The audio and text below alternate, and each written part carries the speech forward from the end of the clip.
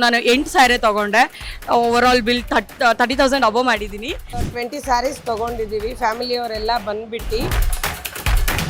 What a wonderful idea Rashmi has.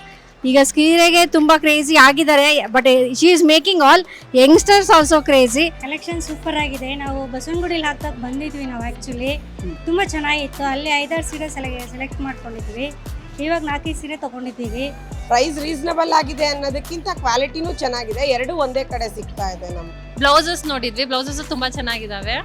ನಿಮ್ಗೆಲ್ಲೂ ಸಿಗಲ್ಲ ಅಷ್ಟೊಂದು varieties, combination, designs in one roof ಕೆಳಗಡೆ. It is highly impossible that Rashmi has made it.